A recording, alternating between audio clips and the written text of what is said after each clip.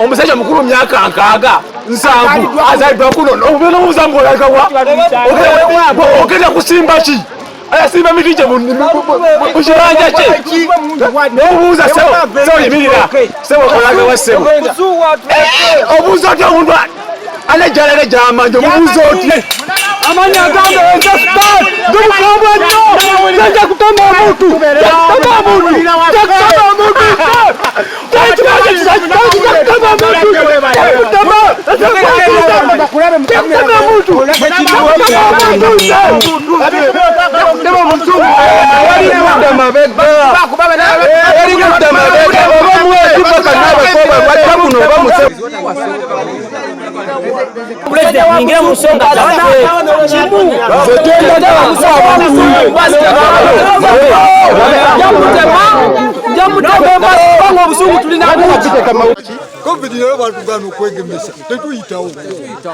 bona babi biganyi tosobola kuŋŋamba poliisi erina diro security erina BDC abakozi b'omuzungu bali mu kifo kyekimu bakuba abantu babagaana okuyingira ebintu byaffe byetulima byetwerimira mu bibanja byaffe bakola ki babibawera wali tuli mu Uganda bino omuzungu byakola welugende bwenofe tusobola bikolera ebweru oba Museveni nawe okikkiriza.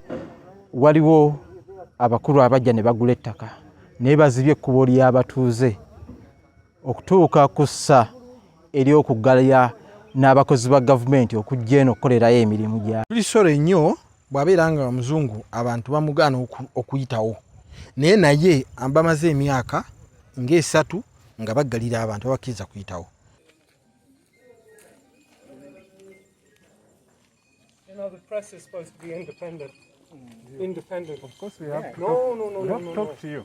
Not independent. No. Man, I've had so many press come here. We talk to them. We show them all the documents where these people were paid. The matters in court, and these are just thieves with the LC3. Kituufu mukyala we mukulu batugamba ambassador oba we Canada oba munene mu mission ye Canada naye batuyambe baleme ku taking advantage eyo okulinyirira abantu bawansi. I have paid over 200 families here, over 1.5 billion shillings. You know that? And then these people collect little. These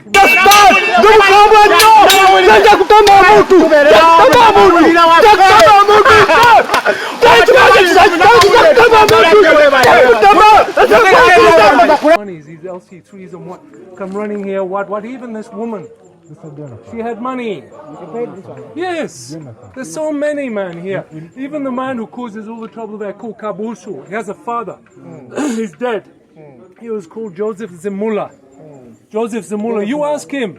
He received 10 million shillings in the name of Joseph Zimula. Witnessed by who? The LC1 chairman. Mulo, who's there. Right? These people are just, this was a sugarcane plantation. Not for you. Bano okumugamba kino kyalo kiriko abantu abaki yadde waawo tuwulira muno wasasula naye abalala tebana bakola ki abalala weebali mujje dendo kiza mutiza ngoyo komerewo ku pikipiki ng'otuuziza olabe ng'onooyingirawo nga tofunye